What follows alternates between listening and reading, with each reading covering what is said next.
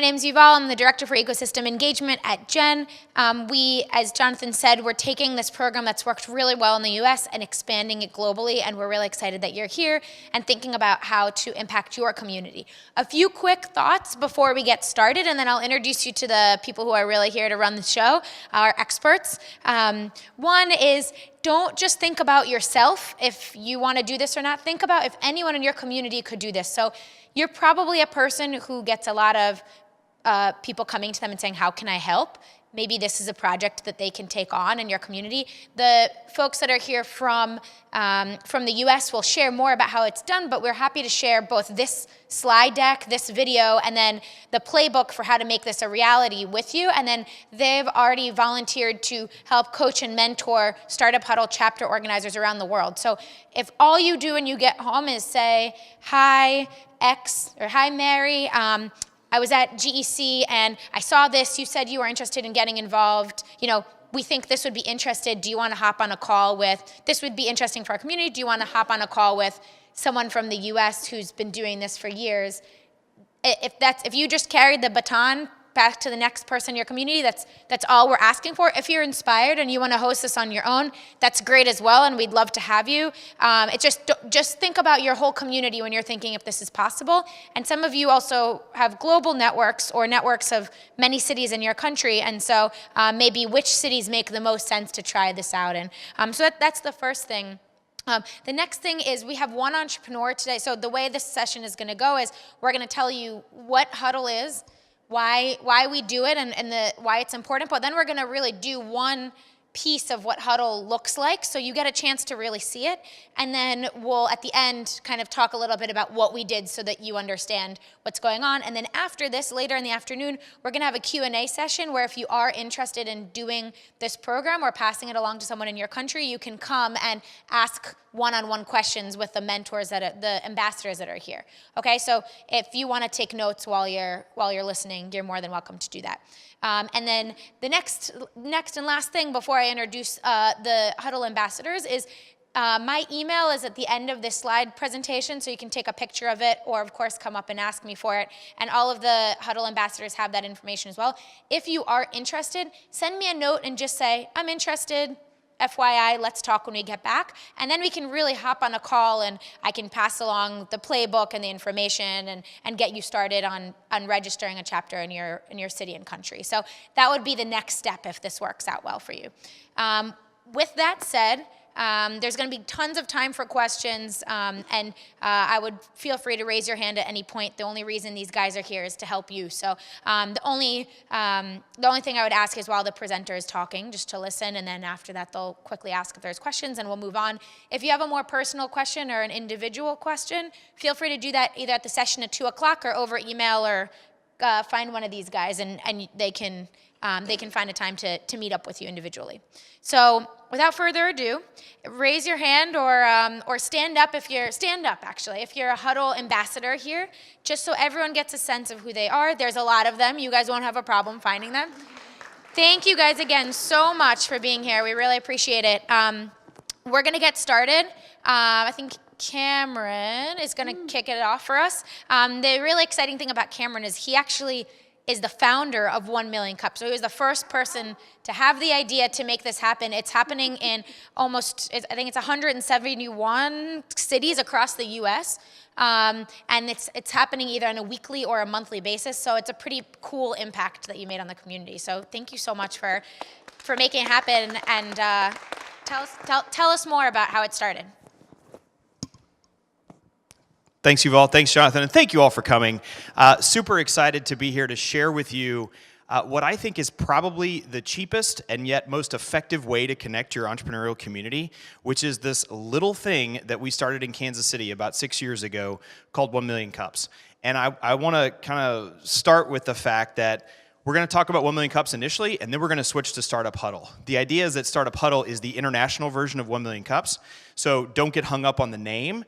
The concept is the same. The other thing that's great about this is you get to kind of tweak this and make this what you want it to be in your own community. So we're going to give you the foundation. We're going to give you the tools. We're going to show you how to do it, because we really believe that seeing it is believing, and then empower you to take this back to your communities as you feel necessary.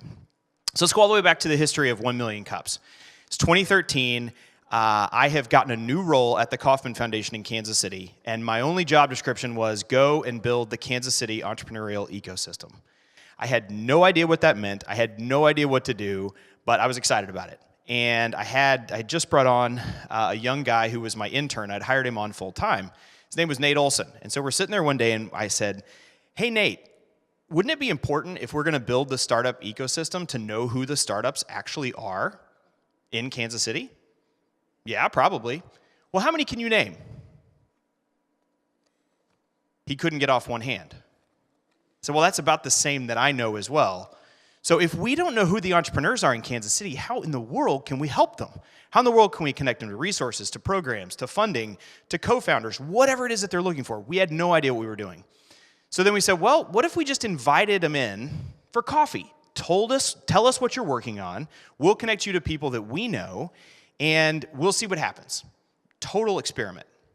So we went back to our hand, and we said, okay, great. I know 2 local startups that we can invite in for this crazy thing. We didn't have a name for it.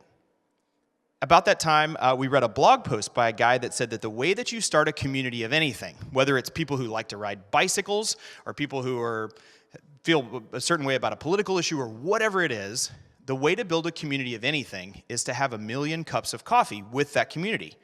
So we said, well, that's kind of what we're doing. We're trying to build a community of entrepreneurs. So why don't we just call it 1 million cups? 1 million cups of coffee could fundamentally transform the way that our city thought about startups and entrepreneurs and the impact that they were having. And 1 Million Cups was born. So we invited our 2 entrepreneurs in. We gave them 6 minutes to present, to tell us what they were working on. And we had 12 people in the audience. But it was amazing because then people kept coming back. The entrepreneurs who had presented one week came back the next week because they wanted to see what else was going on.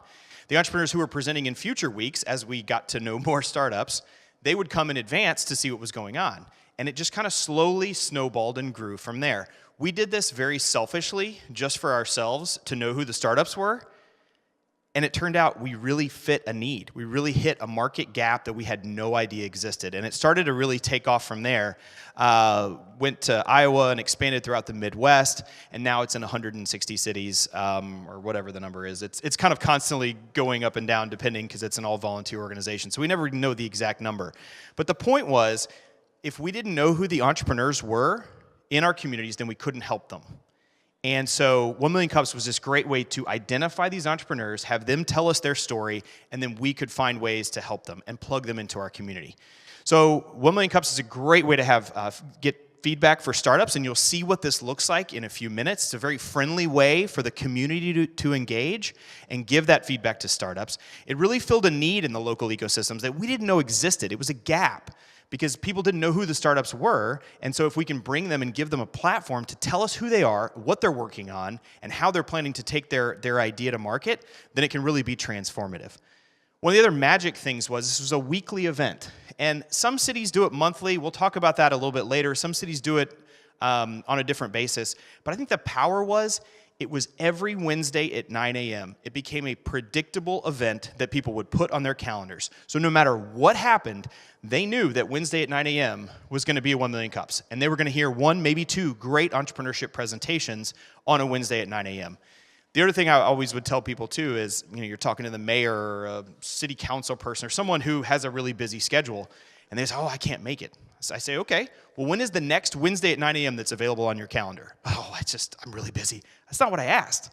I don't care if it's 6 months from now. Put it on your calendar and come and join us and just see what it is. Because again, I always felt like seeing was believing.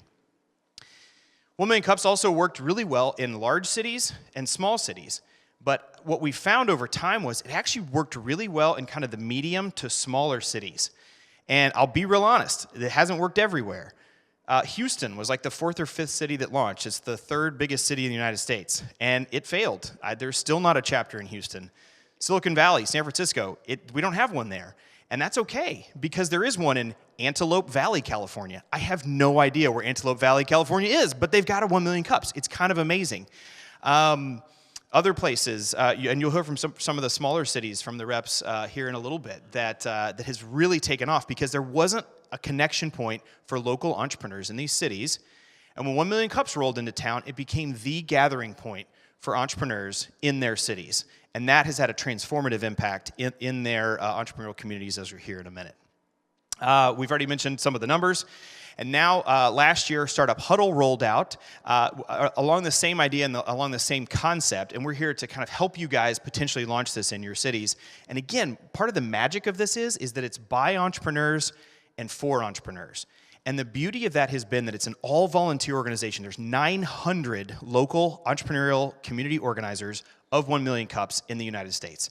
So even if it's not you that are running Startup Huddle in your communities, you can find people who want to build the community that can take this idea and run with it. And then that creates more entrepreneurship, more talk about startups in your communities. It can be really powerful. So what is it? I feel like I've talked all about it. But one thing I want to highlight here is that it's an entrepreneurial educational program for entrepreneurs. You are going to learn something every week, because no one knows everything that everybody's working on, and some days you may have an ed tech startup, and I don't know anything about education, but I'm going to learn something from that presenter. And that's a lot of the reason that people come back, because they want to learn about an industry that they know nothing about, an industry that they're not currently working in. It also educates the entrepreneurs themselves, because they're getting questions from an audience in a friendly way. So they get those tough questions out of the way. They think about how to answer them. They get feedback on, I didn't really like slide 7. Could you go back and explain that? And it's much better to get that out of the way than when you're talking to an investor or when you're talking to a potential customer. To have that kind of practice run is super helpful in a Startup Huddle construct. So it's really an entrepreneurial education program. Is the networking important? Yeah, of course it is. Is it important to know what's being done in your city? Absolutely. But at its core, it's really an educational program. So why do we do it? Why is Startup Huddle important? It can be the first connection point in your city. Entrepreneurs get the opportunity to find their tribe. We call it the front porch of entrepreneurship. So if you're not sure where to plug in, if you're not sure who the entrepreneurs are, just invite them to come to this. It's a great kind of top of the funnel if you think about like how the sales cycle and things like that. It's a great way for people to just get engaged and get involved and get started. They're going to find out, and maybe they find out, this is not really my tribe. I need to go back to my day job or something, and that's an important outcome as well. It's also a welcoming environment. We want to make sure that people feel welcome. We want to make sure that they are comfortable and that they know that they can use this as a safe space to test out their ideas, to toss out new things, and get real feedback from real people, real entrepreneurs that are in the audience, which really de-risks it for them, right? It takes the risk level way down. Also, too, while you're doing this, and as you do it, you're building up a database of all the startups that are in your community. So I've been running the one in Fort Worth, Texas for about 4 years now. We've got over 200 startups. I've got their logo. I got their founder information. I've got a ton of stuff. And frankly, I would love to jump in. I need to hire an intern or find some time. But to go back and just see who is still in business. What happened to these guys? Some of them come back and present at a later time. And it's great to see that the progress that they've made. But you're building this database that you can use for all sorts of research opportunities, and we'll talk a little bit more about how that's going to work as well. But the why is super important. So what does the audience get out of it? What did you say? Go ahead. So what does the audience get out of it, right? And I've touched on this a little bit. They get to learn about what's going on in their cities. They get to learn about new industries, and they get to share knowledge with each other. I think it's really fascinating for people to just come in the audience and just listen to the Q&A, right? Oh, that guy asked a really good question. I've never thought about that for my business. So even though I'm not presenting, even though all I'm doing is sitting in the audience, I'm learning simultaneously because I'm understanding the questions that other startups are getting asked. Again, it's an education for everybody as to how this is going to work. And what do the startups get out of this? The startups get an opportunity to practice their pitch in front of a live studio audience. They get the opportunity to connect. They get the opportunity to potentially find what it is that they're looking for in their community, right? What do you need? I need a co-founder. I need a developer. I need some investment. Here's what I need. And if you put that ask out there in front of the community, a lot of times the entrepreneurs will be super surprised what they can find. But because they get up on stage and because they're telling the world, essentially, what they need, it's a much more efficient way to find things. Also, too, they have a lot of questions, right? Hey, does this make sense to you? If you were going to market my product, how would you do it? Does this make sense to you as well? Does anyone have any thoughts on a marketing slogan for me? Does anybody know what kind of an investor might be interested in something like this? So there are all these questions that startups have, and getting up there and sharing what you're working on with the crowd, it can be a fantastic way to really help those startups in a very concrete kind of way. So now we're going to talk a little bit more about the structure. You've heard from me enough, so now I'm going to pass it on to Tyler LeCompte from Daytona Beach, Florida, and he's going to tell you a little bit about the nuts and bolts of how this thing works. Give it up for Tyler, guys.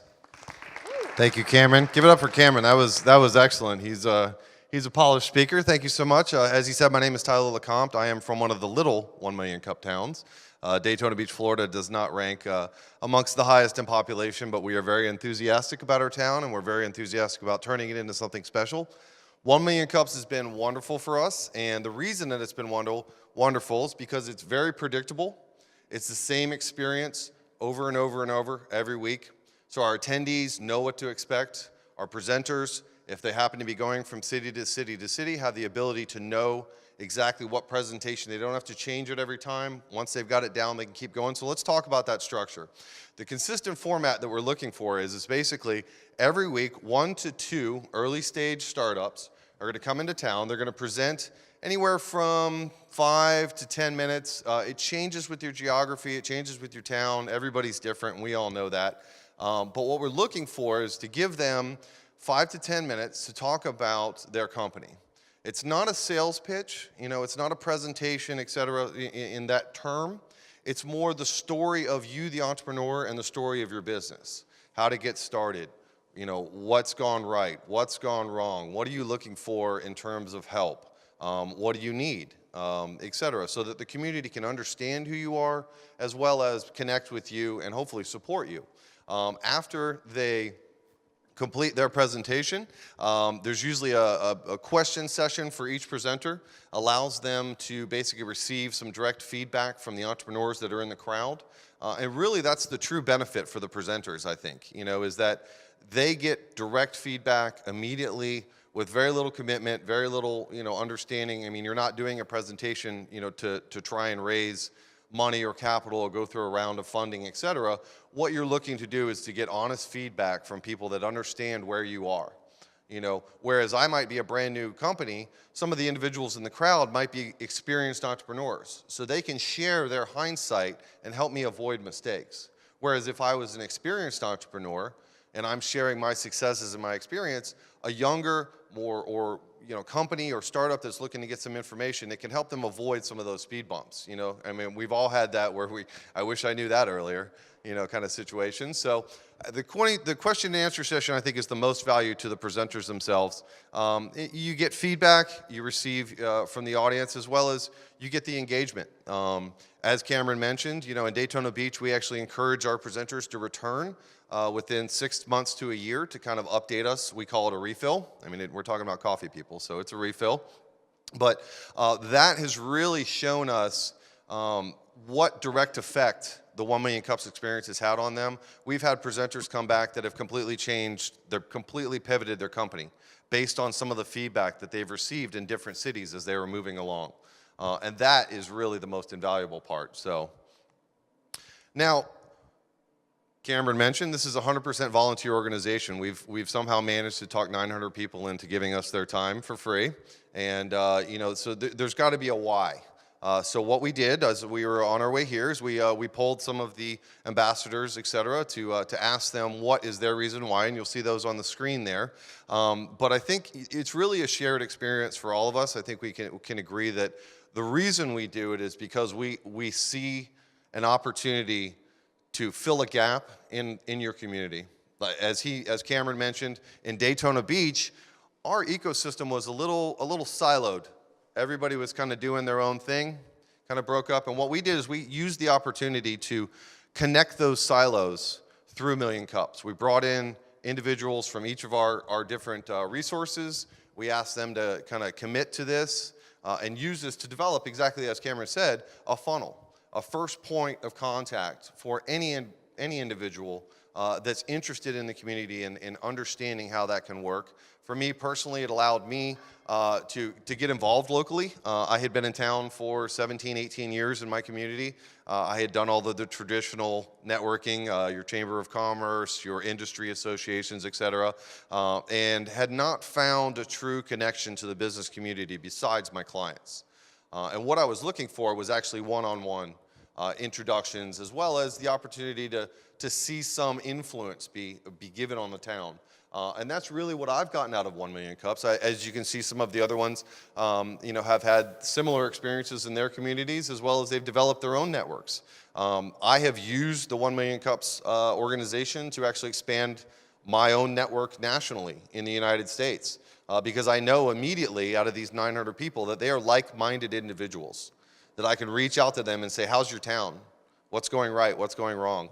So it's been an invaluable resource to me. So if you're considering a startup huddle in your town, that would be an immediate benefit to you as well.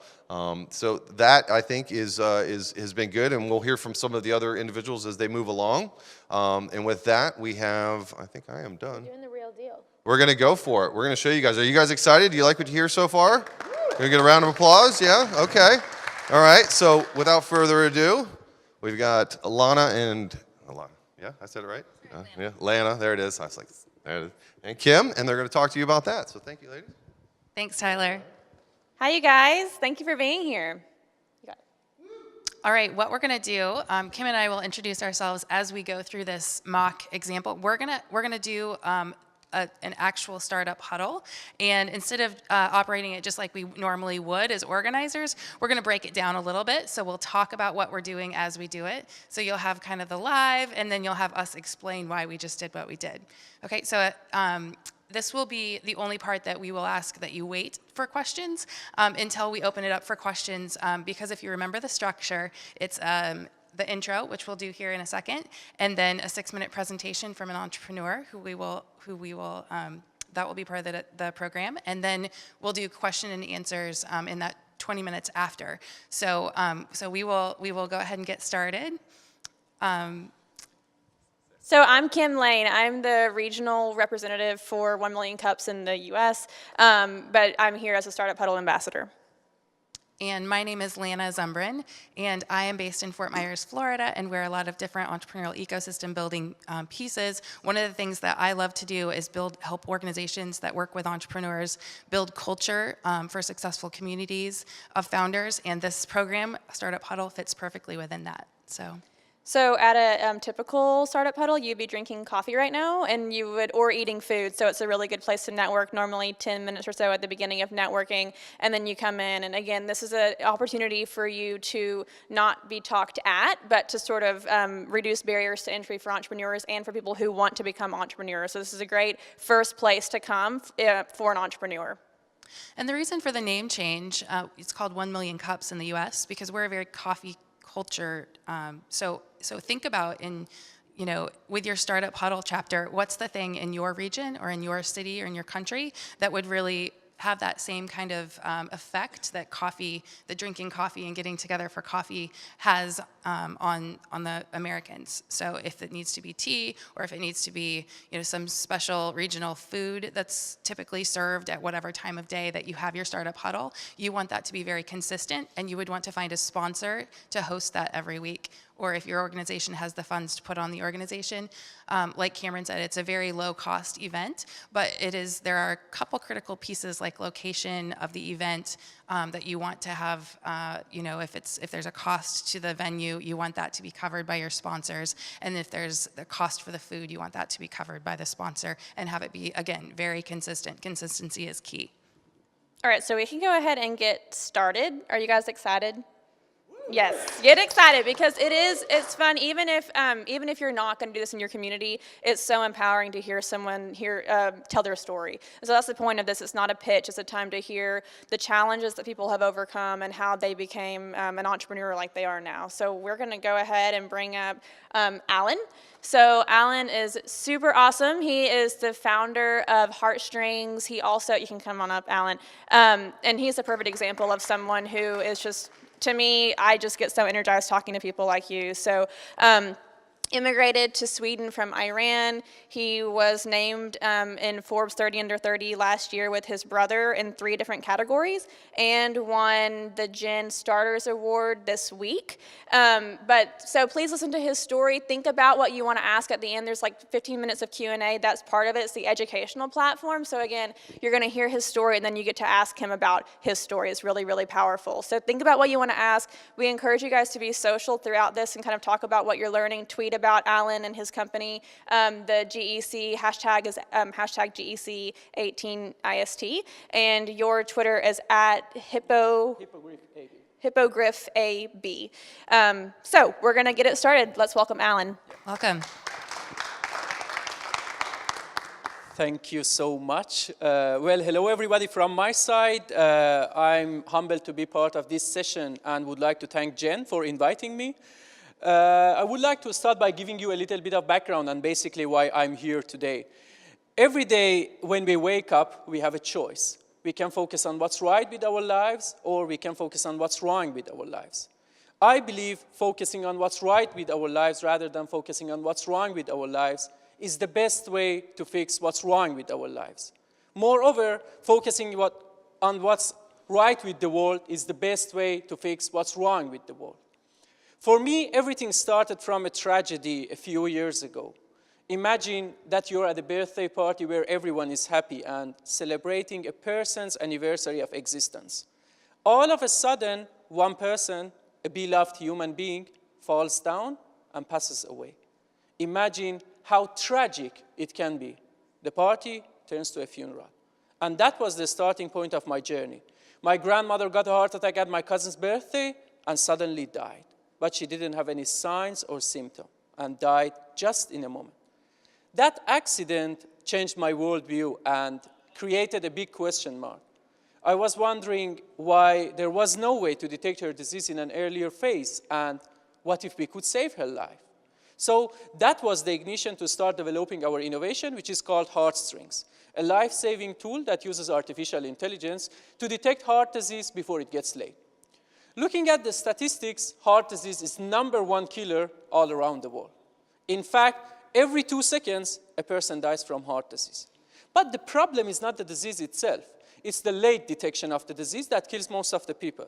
So basically, many people don't know they're sick until it's too late, like my grandmother. So what happens today when you have a symptom? You go to doctors, they examine you, take a blood test, ECG, and in many cases send you for angiography operation, which is very expensive and invasive.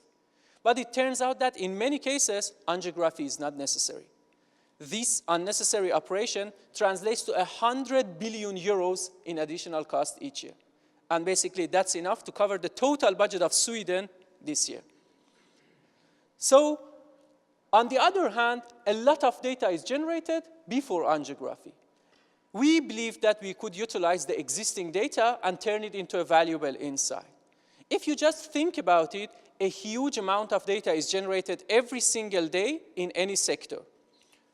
Imagine how the world would look like if we employed the machine intelligence in the right way and through appropriate policies. This can lead to industrial transformation and significant improvements in all sectors because everything is connected. Imagine how impactful it can be for us as humans. So in our case, the question was, how should we do that? How can we tackle one of the greatest challenges of healthcare with what already exists? And that's the point. We are living in a time that we have access to advanced technologies and high-quality infrastructure that can empower us to tackle the challenges which we are facing. So we developed our unique artificial intelligence algorithm that uses the existing data, such as demographic data and electrocardiogram, to detect heart disease at a significantly earlier stage, even if the patient doesn't have any symptoms, and also eliminate the unnecessary operation. Well, I'm proud that a project which was started a few years ago, just because of curiosity, has been validated in 2 different clinical trials with hundreds of people and already tested 46,000 patients successfully. And this resulted in receiving several awards and recognitions. And today, thanks to my interdisciplinary team of cardiologists, doctors, and computer scientists, we are offering a technology which is 2 times more accurate, 10 times faster, and 49 times cheaper than the current methods, which can serve millions of people each year. And exactly this gives us confidence that we're not only the next innovative company, but a venture with social mission. Our vision is to save at least 1 million lives each year. And we believe with our technology, we can transform the quality of healthcare for everyone. You know, when you lose someone that you love, you realize the value of every single moment you could be with them. We're building a movement to save those valuable moments. From the stage of Global Entrepreneurship Congress, I would like to invite all of you to join us to save millions of lives. Thank you.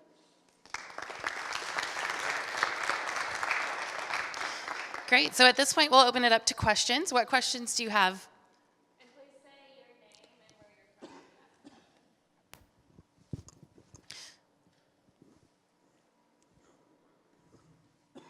Thank you so much for your presentation. That was awesome. So what stage is your business at? Where are you at right now? Where basically we have validated our technology and we did pilots. At the moment we do pilots in different countries, and we have made basically a platform in order to digitalize hospitals and clinics. And we do that in different countries. We're operating in Asia and in Europe. And in order to maximize our impact, maybe I can use the stage and say, for the developing countries, we provide this service completely for free in order to maximize our impact. For developing countries, for developed countries, we sell it. So what's your process for finding pilots and what obstacles have you encountered? Well, basically, the main obstacle is that to find the partners in the new locations, in the new countries, because we are relatively a small team. We cannot do everything in our own. We find the partners in order to help us to implement in a new locations. Yeah.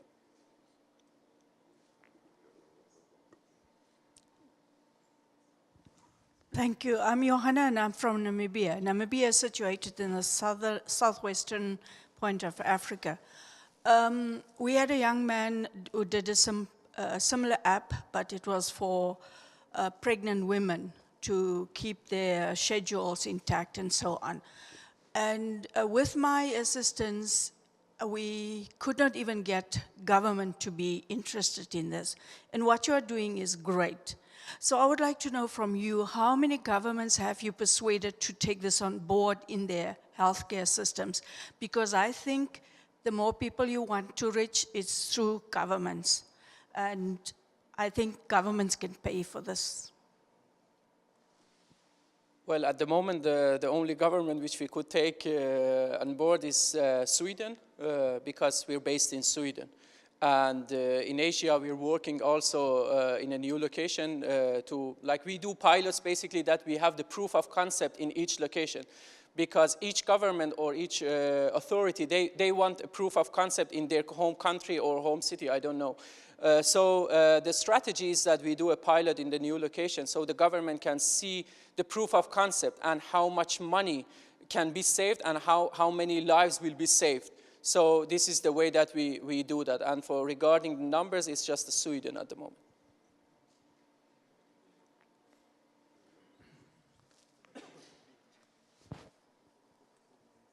Hi, my name is Faizan and I'm from Pakistan. Can you please explain how does your product actually function? What's the process flow of it so that I can have a better understanding? Yeah, basically the core technology is a software. We don't need any hardware because the brilliant point about our technology is that we use the existing data. So the data is like it already exists in hospitals and clinics because we use whatever, like the 2 days diagnostic process before angiography. So we don't need any special instrument or medical machines in order to do tests or so. So what we need for the general platform in order to digitalize, basically you need a computer and internet, that's enough. Alan, awesome job. Thanks so much. My question is twofold. First, what's your background personally, and what does your day-to-day look like, your day-to-day responsibilities look like in the company? And then my second question is, talk a little bit more in detail about your team. You mentioned you've got a team of cardiologists, so who's on your team and what are their responsibilities specifically? Well, when it comes for my background, I studied for a long time. I'm an engineer by background. I did my bachelor in mechanical engineering, then a master in energy technology, a master in innovation and entrepreneurship, a master in public health, and entrepreneurship with the focus of Chinese entrepreneurial mindset in Shanghai University. So quite wide. And for the second question, my team, at the moment, my core team, there are 10 people. And there are cardiologists, 2 cardiologists, 2 general practitioners, and 1 person specialized in e-health. And then we have the technical team, the data scientists that they're working together. Yeah. Yeah. I should mention that my co-founder is my brother as well. So that makes it very strong. Yeah. Are you prepared to do pilots elsewhere than Sweden or other countries? So will you share your contacts with us so that we can, say, reach out to you for it? Without a doubt, I would be more glad, as I mentioned, maybe it was a bit early, I wanted to keep it at the end to say it. I would be more glad to get contacts, more specifically in developing countries, because the infrastructure, like what we need, it already exists there, but we can help them in order to save so much money and save so many lives as well. I would be more glad to take it off the stage. Hi, I'm here. Hi, I'm Sultan from Saudi Arabia. Just wanted to know about your competitors and what makes you different. When it comes for competitor, basically, I should explain something regarding the heart disease. Heart disease, like there are different types of heart disease. The main category of heart disease is called coronary artery disease, when one of the main arteries is blocked.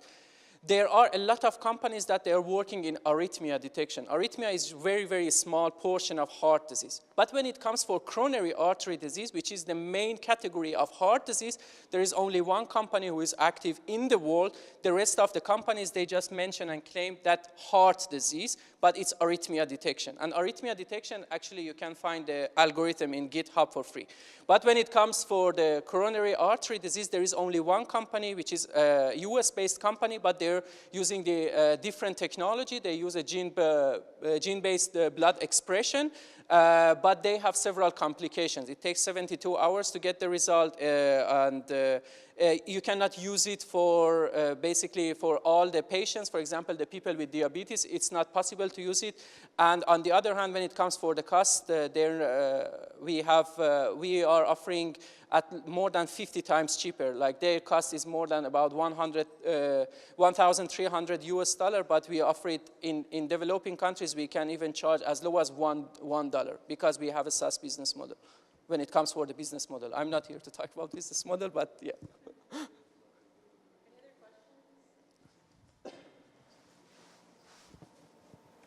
All right, we'll have Cameron's question, and then a typical 1 million Startup Huddle format and 1 million cups format is that the last question comes from the organizers. So I will, Cameron, go ahead. Hi, Cameron Cushman from the United States. Can you tell me how you funded this? Have you raised outside capital, and how do you intend to fund this moving forward? Well, basically, at the beginning, it's self-funded because we had an earlier exit with my brother. We sold our first company, but at earlier ages, so we invested our own money in the company. Then we bootstrapped. We were participating in different competitions or grants. And on the other hand, we had some funding from the investors as well in order to do that. Yeah. Great, thank you so much. Thank Great you. job. Okay, and the last question always comes from the organizers from Startup Huddle. So we always like to ask, what can we as a community do for you?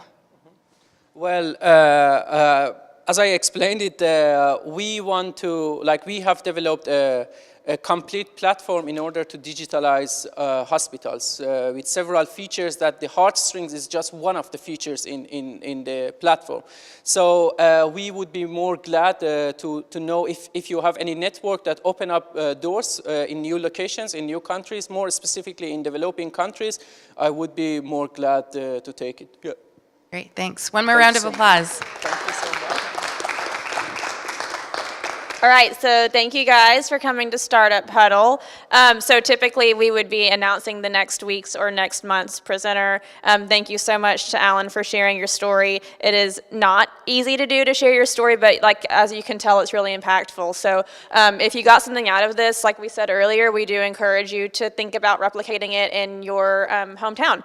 And so One more thing, Yeah. typically at the end, so the intro was a little bit different. I just want to walk you through that one more time. The intro when we start, it would normally be, imagine everyone's kind of mingling, networking, like Kim said, and then you come up and you do the big, the exciting intro, welcome to Startup Huddle, excuse my language, welcome to Startup Huddle, thank you to our sponsors, the Global Entrepreneurship Network, the Hilton, whoever your sponsors are, and then you do the program. And you might have noticed that it was timed, so I timed the presentation. Our presenter did a great job. He cut it off before I needed to cut him off, but typically you would keep it on track like that. And then the question and answer session was also timed for 20 minutes.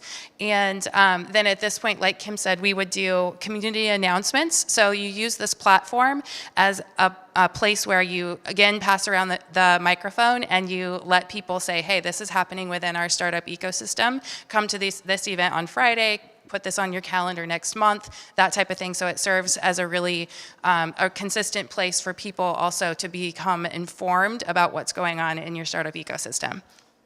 Awesome. So thank you guys so much. And we are now going to hear, right? No. Okay, I'm going to pass it off to more Startup Huddle ambassadors for you to learn a little bit more. Thanks, guys. Awesome. I am Kyle from Kansas City. And I'm Janelle Hartford from Bismarck, North Dakota. We're going to drive home a few things, talk about logistics, and we also want to hear what is resonating with you so far. So the first thing I want to highlight is the format. You saw it, it can change a little bit place to place. Maybe you'll have more presenters, maybe it'll go longer. We also have an expert panel, so we have some business experts from the communities present. But sticking to the format is really important. And the reason is, as you heard earlier, it's very consistent, but also it works. I'm, like I said, from Kansas City. We are celebrating our 6th birthday this month, actually, and we are still doing Thanks. Cameron's going to bake us a cake because we're still doing the exact same thing that he started 6 years ago because the format really works. I want to talk about presenters first.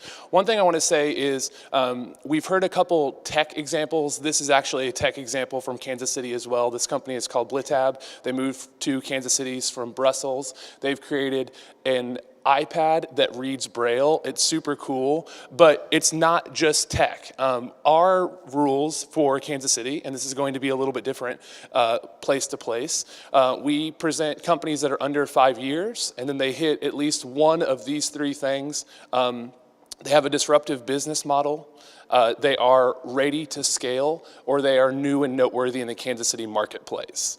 Every presenter is presenting for their own set of reasons. Going back to the idea of hearing what's resonating with you guys, can you just shout out a few things? What do you think your entrepreneurs would get from presenting at your Startup Huddle? Yes, sir?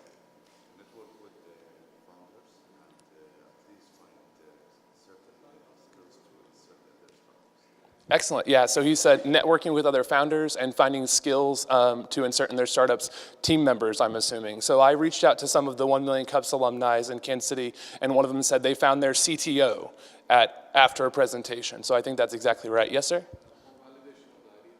Absolutely, validation of the idea, and also some tough feedback. Sometimes they validate the idea, you're doing a good job. Sometimes you're forced to pivot because once you actually present it to the whole marketplace, you see, oh, I hadn't thought of it that way. Did I see another?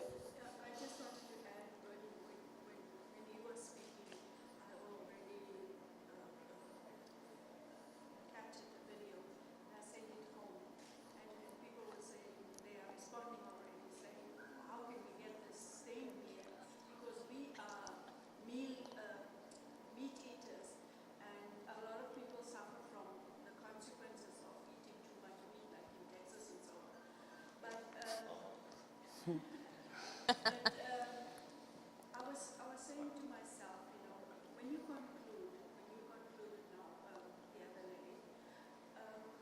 maybe we should invite the people present. Do you want to, because in your big cities in the U.S., you have different suburbs, areas of business. Would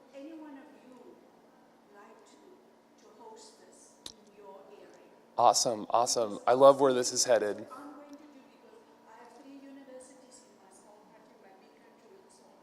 That's great. If I can get 3 lecturers at the Startup Huddle together, they take it to the universities and the students take it somewhere, it can culminate into many numbers. And people must just have that interest and grow the entrepreneurial spirit. Absolutely. I'm going to jump in there. So you highlighted 2 incredibly important things. The first one, in a lot of ways, is the most obvious one, awareness. Of course, that is super important. You want your presenters to be very comfortable so that they're putting their best foot forward so that they're getting the most out of it, so that they can be exposed to new markets and new people who they otherwise may not have met. You also highlighted the opportunity to jump from Startup Huddle to Startup Huddle. So that's something that we are all about at 1 Million Cups. 170 or so now. We call it a passport tour. So if you've presented at 1 Million Cups, you're able to go and check out a bunch of other ones too. You can do it regionally. You can do it across the entire nation. Now you can do it across the entire globe, which we are very, very, very excited to see. One more question I want to ask you guys about presenters is, do you think in your communities, finding presenters, finding entrepreneurs who want to share their journey, is that going to be an easy process? Are people going to be knocking down your doors? Are you going to have to put forward more effort in order to find people? How do you think that's going to go in your neck of the woods? Mm-hmm.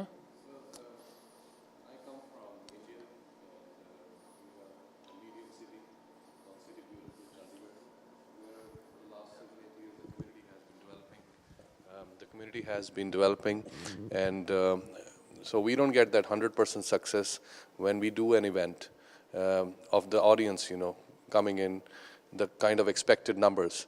But we believe that, people who are interested, like in this room, are more valuable than rather having, people who are not interested just for numbers.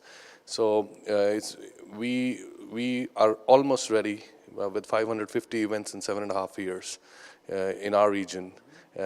I was very excited, to volunteer to set up Startup Huddle as an ecosystem builder. So looking forward to immediately take on one MC. And you've raised another super important point, which is the Startup Huddle format not only allows you to start to corral the entrepreneurs in your area, you can also start to corral the people who support and love entrepreneurs in your area, which is going to help you extend your network and find more support. One other thing I want to make clear is that the Startup Huddle stage is a great way for entrepreneurs to practice their story and practice their pitch. Some people get up here and are ready for Shark Tank, they're ready for prime time. Other people are really nervous and they're just practicing, and that's okay too, because that is very much a part of the entrepreneurial journey. You have to start somewhere. We just had a presenter a couple weeks ago at 1 Million Cups. He was 8 years old. He has created a more comfortable athletic cup, so this kind of cup. He hated the hard one that he had to wear at his baseball practice, so with his parents he prototyped a softer one, and he was so nervous he was nearly facing backwards. But he was facing backwards on our stage so that when he is on prime time, he's ready to face the audience. So entrepreneurs can be wherever they are, and that's okay. Your turn. And I think I'll add to what Kyle just said. Having an MC that can curate the event and kind of be the hype man or the hype woman and encourage that supportive atmosphere is crucial to a successful event. You want your audience to know, hey, we're radically optimistic, we're supporting this entrepreneur on stage, and to combat the nervous presenter, I always tell them, hey, this is gonna be the most supportive audience that you will probably ever present in front of. Take advantage of that. So let's move to the next slide. Like I said, my name is Janelle Hartford. I'm from Bismarck, North Dakota. Population of Bismarck is about 126,000 people. So I'm gonna talk about sponsorships. Sponsors are either hard to come by or easy to come by, depending on what city. So this is where you'll have a lot of creative freedom. And I think your ability to fundraise or your ability to get sponsors will change throughout the life cycle of your Startup Huddle. When you start small, coffee and a space, and I think as you grow throughout the life cycle of Startup Huddle, your sponsorship levels will change. So if we start with the basics, a space, co-working spaces work really, really great. Coffee shops work really great. A lot of those can be trade sponsorships because you're bringing once a week 30 to 40, or depending on the size of your startup huddle, you're bringing those people to that space, especially helpful for co-working spaces, so that they can grab new clients and new clientele for the co-working space. Coffee. Obviously, like we said, America is doing 1 million cups, so coffee is a staple. But this picture is an example of Glosser Images. They feel that they can do the cups, they can do the lids, and they can do the sleeves for the coffee because their logo goes on it, and that is enough validation for them. Cup of coffee goes into everybody's hand. They also do photos for us, and we tag them on social media. So that's another in-kind sponsorship that we have sort of gotten partners in our community to get on board with what we're doing. You can also do financial sponsors, finding those people who are already interested in building the ecosystem to get on board for small dollar amounts every month or every year to help support Startup Huddle. So the next piece I'll talk about is marketing. We can go ahead and change the slide. Marketing Startup Huddle is going to be crucial to its success. Whatever platform you're on social, do it well. Write good copy, write interesting copy, promote the entrepreneur. You want them to feel comfortable and confident in sharing it across their network also. Encourage them to share it amongst their network and invite their friends and their mentors. That's how you'll grow your audience with Startup Huddle. So if you're on Twitter, use a hashtag strategy. In my hometown, we used hashtag 1MCND, 1 million cups ND, North Dakota. And we've got somebody planted in the audience. We call her our social media guru. She shows up every week, and she's got TweetDeck open on her MacBook, and she's actively quoting the presenter and sending links out and using that hashtag, much like what we're doing at GEC. And it works really well for that engagement on social during that hour. But what we've also found is that that hashtag is being used throughout the week. So our event happens on Wednesday. It's being used Thursday through Tuesday as well. Encourage your economic development agents to include that copy and include that speaker's bio in their newsletters that are going out every single week. Celebrate the fact that this is happening in your community and really rally the community's support around that speaker every single week.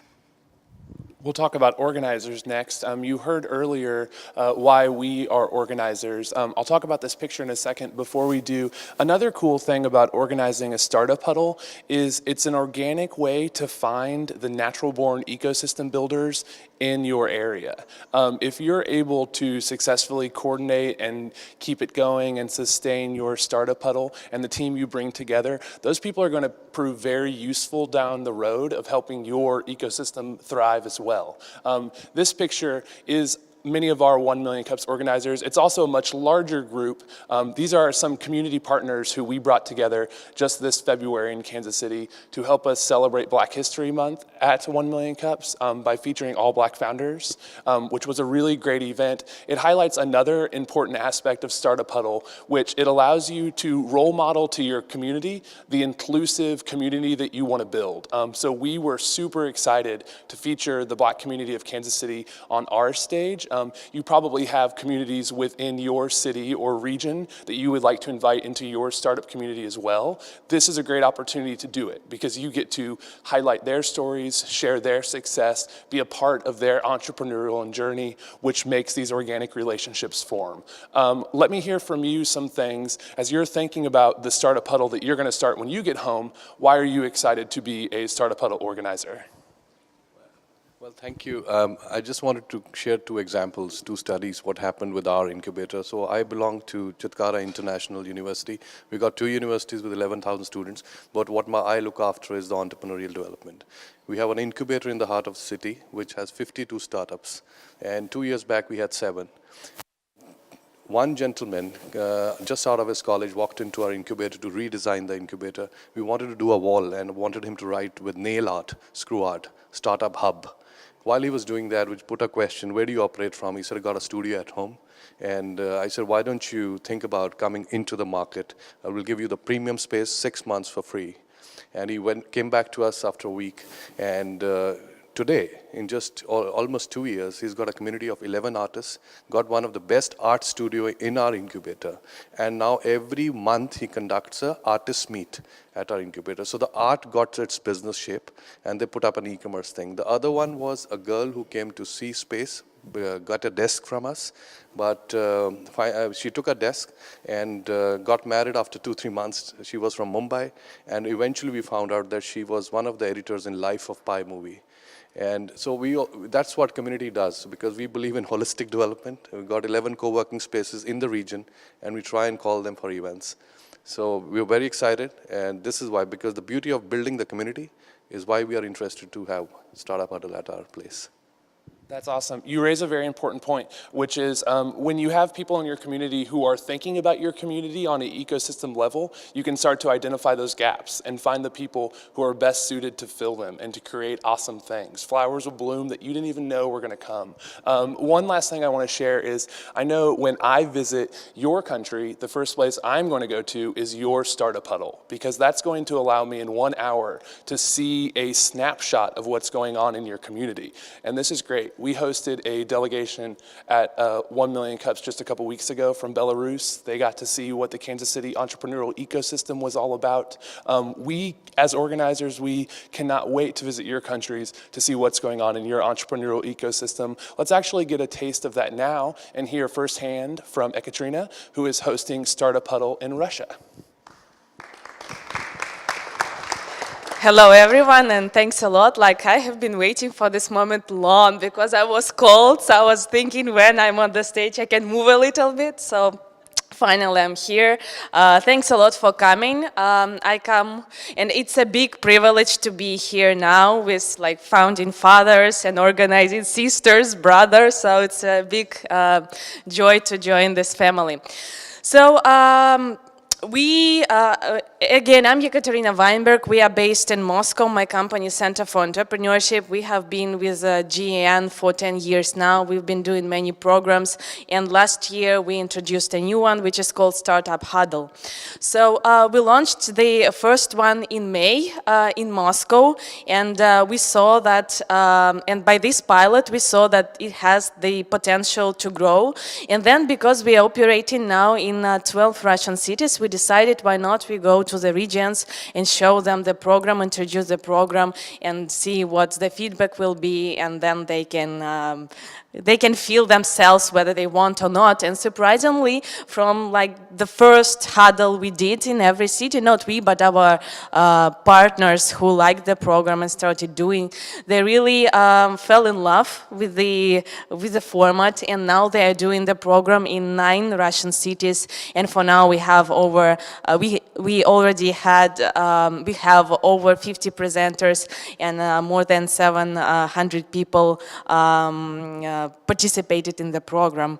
Yes, actually, I can just take it, yeah. And when I was actually thinking about this cultural piece that we can add to the program, when Lana said, you know, America is coffee culture, etc., I thought immediately that in Russia, probably we need to recall the program 1 million vodkas. And so can you imagine how open and friendly atmosphere will be if it's, you know, about vodka? So yeah, this is probably the next thing we do to scale up.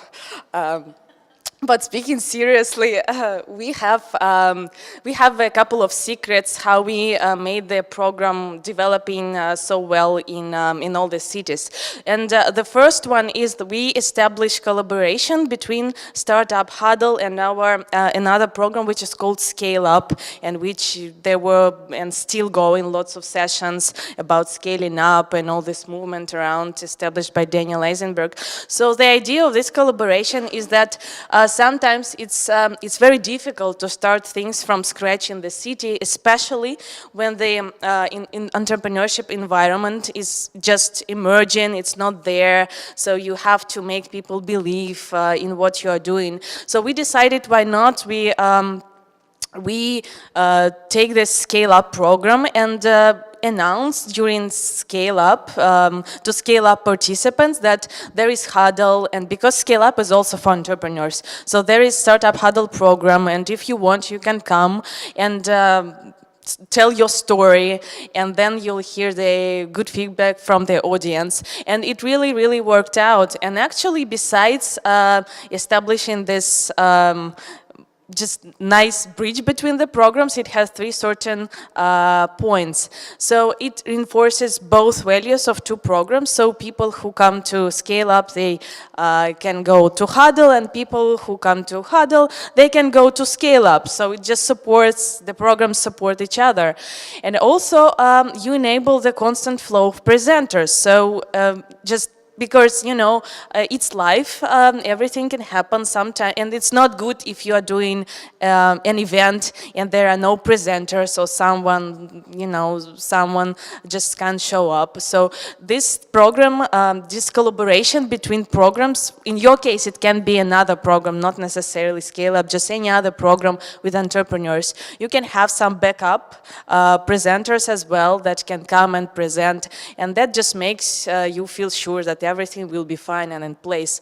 And also it like confirms that there will be about 30% attendees attending Startup Huddle event every time, because we noticed that people from Scale Up who at least attended one Startup Huddle event, they are coming back as well, and we have about 30% stable audience that just enjoys the event and come. And this is also, you know, good feeling that you'll have the audience in place. So now I'll briefly speak how to go from good to great, like in a famous Jim Collins book, I think. So there are 7 points that we figured out while doing the program. And the first one is good moderation. So make sure that your program, your event is moderated by a good either experienced or charismatic or just a person who could do it really well. Because imagine if when you come to disco, you come with a good company of people, but if DJ is bad, it does not feel so well. So it's the same here. If there is a good audience, but moderation is bad, just the spirit is not here. So make sure it's a good moderator in place. The next thing that relates to this is time management. As the previous presenters were saying, keeping the structure and timing is very, very important. And because of 2 mainly reasons. So the first one, if you give a micro to some people, they never stop. Like they're unstoppable. And at some point, you just have to wrap up somehow the discussion and you know, make things move. So it's one point. And the second one is that the idea of the program is not to answer all the questions that entrepreneur has, but to give at least some valuable feedback. So it's good to leave the audience hungry, so they can come next time and keep on exchanging ideas and giving the comments and, you know, sharing the experience. So it's fine if you not answer all the questions, just you will be able to come another day and continue your journey. Also, it's very important to have an attendee-friendly place. Again, imagine if we are not here in this nicely built room, branded and stuff. Imagine if you are in the manufacturing plant right now, you know, sitting in these very strange conditions. It feels different, right? It's just the place where you in and the walls, the ceilings, and everything, the design that you see influences your mindset and your feeling in the place. So it's very important to have a friendly place so people feel comfortable and they give, they open up and give good feedback to the presenters. Also, very important point again that we figured out after doing Startup Huddle events a couple of times, make sure there are at least a couple of entrepreneurs in the room. Because other guys, they will give, like most of them, they will give you theory. And theory you can, you know, read in the internet, or make sure entrepreneurs, they give absolutely different feedback to the presenters. Sometimes it sounds a little bit, you know, hardcore, but it's really realistic. And the the presenters, they are coming to hear these real world things instead of listening again that potentially, let's say, because we had this question about, attracting investment, that potentially they can attract from angels, this, that. But the entrepreneur, one of entrepreneurs in the room, like he gave a totally different vision that, just don't attract any money, go with yourself. And then the guy followed this advice and he was very successful. So it's very important to have like real people in the room. And also just it's related to things, these two. So make sure, the last two, make sure that you also invite these entrepreneurs to the event. Because again, sometimes you don't know how the audience will be formed and you don't know how people will be active and responsive. So if you know that there will be at least 2-3 people, entrepreneurs, or just good, mentors that can boost the discussion and ask good questions and give good feedback, it's also very helpful and just raises your event to a different level. And yes, another thing that I didn't mention, this, sorry. Another thing that I have not mentioned and that we introduced to our events, we say that to presenters that you can come and you can talk in any way you like. I mean, there is no certain structure of the presentation that you have to follow. Even you can just, as you have seen here, you can go and just speak without any slides. But the only thing that we ask you to do is to make at least one slide with 2-3 very concrete questions at the end. What would you like your audience to help you with? Like you want to create new design of your product, or you want specifically to enter, we had this case as well, you have to go and expand to other Russian regions, or you have some problems with board, with the relationship to the board members. Make sure at the last slide you put these 3 very concrete questions so the audience gives you feedback related to it, and this increases the value of the conversation like very much high. These are some photos that we have from our huddles. So we have 9 cities. So at this there's Vladimir and Rostov and Tomsk. Tomsk is in Siberia. And also the guys from Vladimir, they love the program so much that one of the presenters, after receiving this very good feedback after the event, they baked a cake for the next one just to share with people, and because they were so grateful that the program helped them so much. And very briefly about one of the success stories, just to highlight how it goes. So it is a recent story with Artem Fisher, who is from Tomsk. Tomsk is in Siberia, geographically the middle of Russia. And his company, he has a franchise company. They are selling sweets, but like presents. So not for yourself, you buy it to sell, to give to your friends and to people who you want to give the present to. And and he put 3 questions, as you can see on the slide, that he wanted to help the audience with. And the feedback, and he benefited from this in 3 major ways. So firstly, he had some assumptions about, he had some answers to these questions in his head, and so he tested whether his assumptions was right or wrong. Secondly, at the program he just made very, very good connections with people, and that also helped him to do next very important steps. And thirdly, he just heard many new approaches and insights about what he can do further that also help him to do very specific and concrete steps after. So he was calling and talking to me after the program, like in a week or so, and he said, like, I already introduced some changes in my business and I'm so grateful, and etc., etc. So it's something that helped him very much.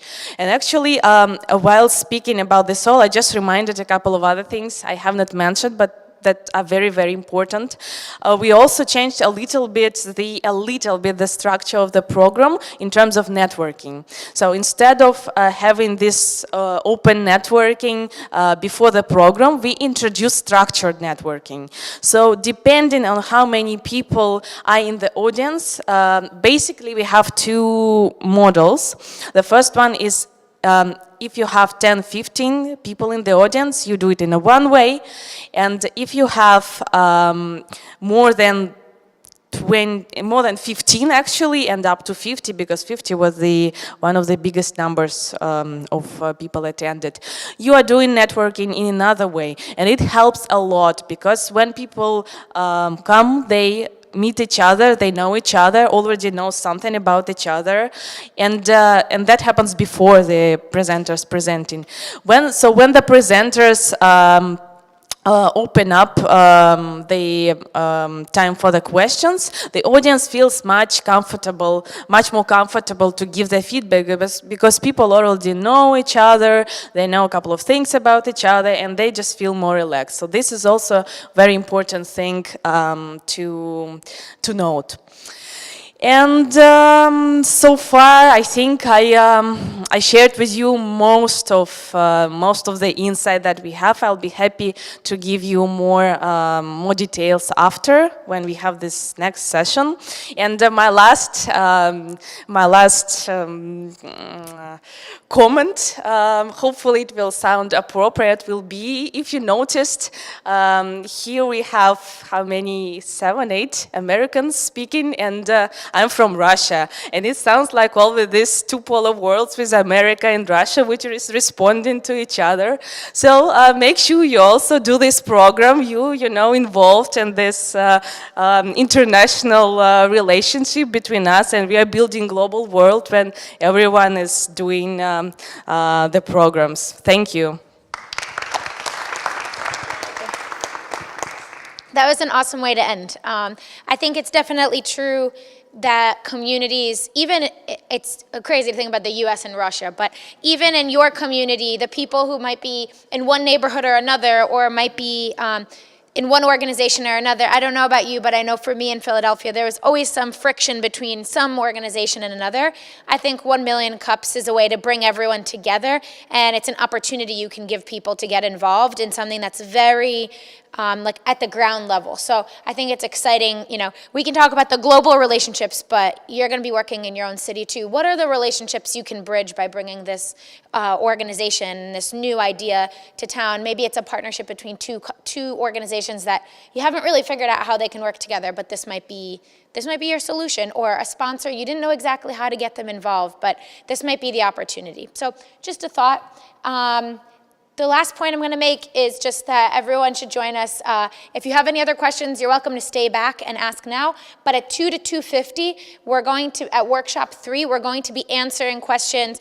We'll figure out, depending on how many people are coming, if we'll do a panel or if we'll just have people doing one-on-one. But that's your chance to really get to know the organizers and ask them questions about your city and share some ideas. They can brainstorm with you. So come to that. And then here is my email. If you have any questions and you want to get started, or anything you want to say and share with me, feel free to reach out. And if you want to speak to one of the presenters but you don't have their information, just email me and I'll forward it to them, and we can connect you guys directly.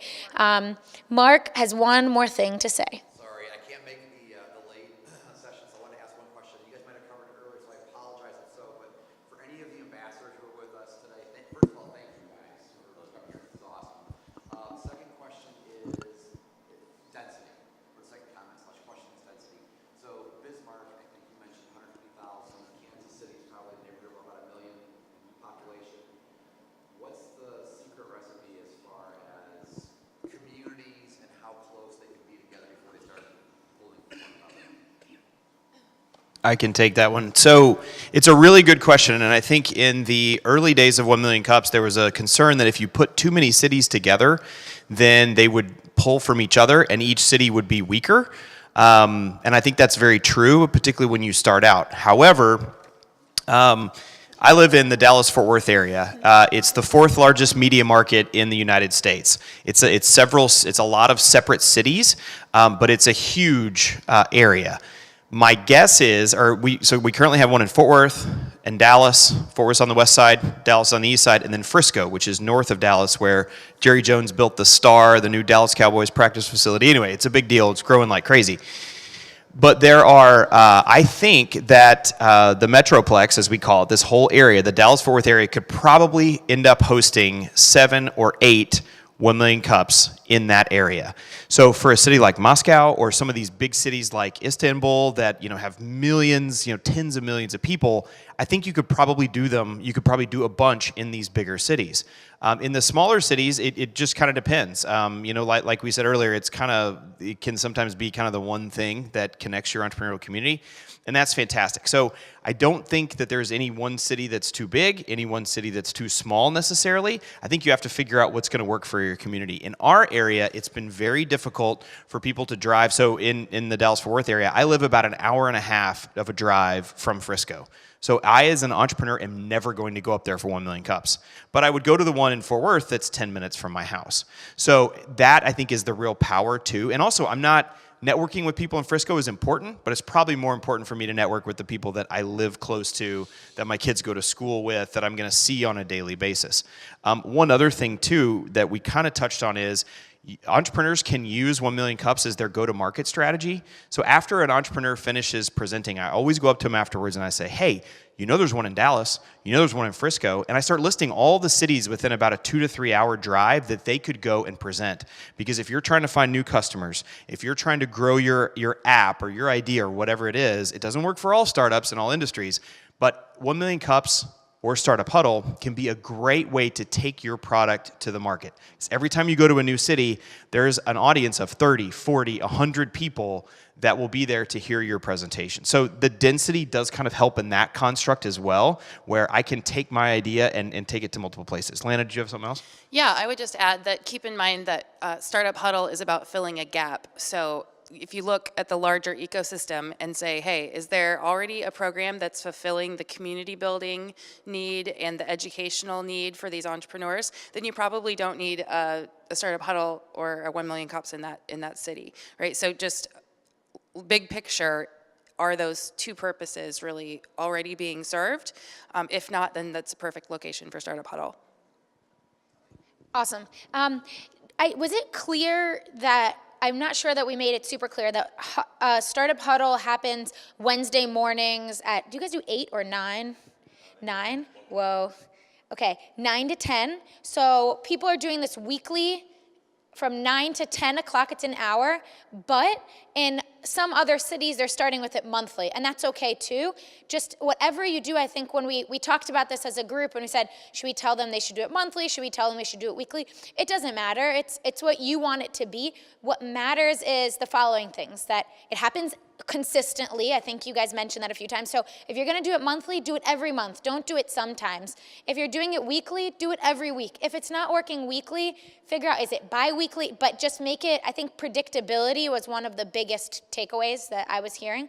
And the other thing is that the format stays the same every time. So you have 2 entrepreneurs pitching, great, 2 entrepreneurs every time. You have 3, great, 3 every time, and the coffee and the breakfast, do people know that that's what they should expect when they get there? Because that's what creates this comfortable pattern that makes people come back and makes them want to get involved. So those are a few things. Do you guys want to do you have any other questions that you want to answer now? Because I feel like everyone's here, or, yep. My question is, what is the eligibility criteria to start? Do you want to start one? Great. I think the eligibility criteria is really an internal thing that you have to think about. Can I get this group of people together? Can I raise the money? Do I have a space? If you come to me and you say, we're going to be at this co-working space, I have $1,000 a month for, you probably don't even need that much. I have money to cover the coffee or our co-working space. Great. Great. So that's amazing. So I think that's your criteria. It's, are there people that I could invite? Do I have a space? Do I have a little bit of funding to kick this off, or can I self-fund it for whatever you want to do? And then, you know, are you connected to the network? So I think the next best step for you or someone in your position is to find a time when you get back to meet with one of these guys and just kind of strategize, make sure that everything you heard here, you can just take it and tailor it to what you're doing. With a city of 1.2 million people, you might have the opportunity to start a few. I'm thinking in Philadelphia, we have a ton of people, but we're about a city of, the greater Philadelphia area is about 6 million people. So there's an opportunity for a chapter in the suburbs, a chapter downtown. So maybe you pick one dense area to start, and if it works, you can look at, is that the right neighborhood for you, and that's totally your call, but I think that's a great place to start.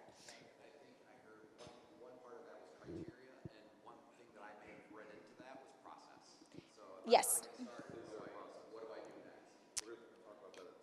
Yeah, so at 2 o'clock you can just find one of these guys and sit with them in the workshop or whatever.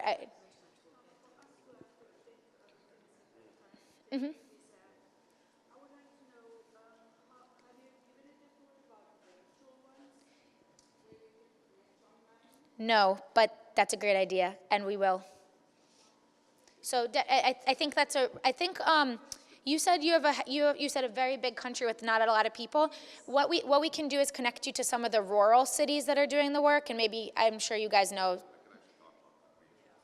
I found one for you. You can talk. So in Daytona Beach, we only have about 150,000 in our direct area, and the greater population in my particular area is spread over a large area. So what we've done is we've started to record it as well as present it live using either Facebook or any other sort of platform that you might have available to you. And we've seen an increasingly high number of attendees. The timing of this event is a little challenging, the 9 to 10 o'clock. Some chapters have modified that, but the 9 to 10 o'clock tends to be, work has started in the United States, et cetera. So some people can't attend every week, and what they like to do is just pop it up on their computer, watch live. We receive comments, we even get questions that come across, et cetera. So that is a platform that you could use.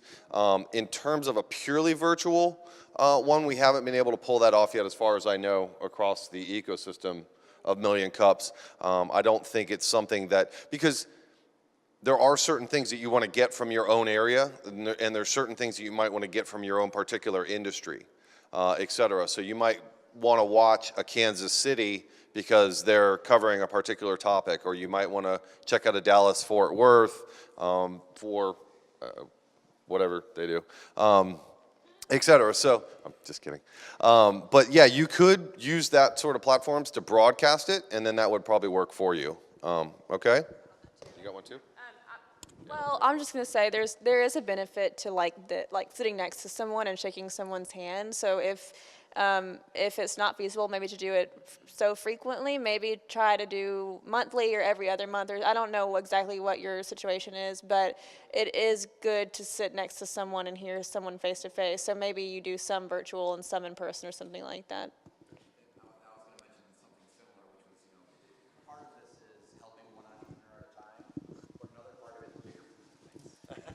So I was just going to say that, part of the idea behind the program is helping one entrepreneur at a time, so that way the community is solving their problems. And that aspect of it, yeah, I think you're right. You absolutely could do that virtually, whether it's through a Facebook, Facebook Live or something similar like that. But another big rationale for pulling this program together, and I'm sure it's 1 Million Cups as well, is developing the community. And that can only go so far if it's virtual. I think if you've got the same people that are coming back, whether it's 50% or 75%, week after week or month after month, you start developing those relationships, and then the ecosystem as a whole becomes stronger. And you might not get quite that level if you're doing it just virtually. Excellent. Thank you.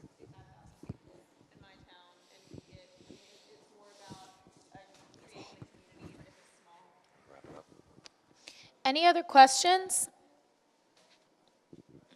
All right, well, I think you guys know where to go, 2 o'clock, workshop 2. And these guys will be workshop 3, workshop, let's see, I have it here, workshop 3 at 2 o'clock. So we hope to see you there, and if you've talked to anyone who you think would be interested, this is where you should send them, or just send them to me and I'll figure out how to get them started. But thank you guys so much for being here, and we're happy to answer any questions after this as well. Have a great day.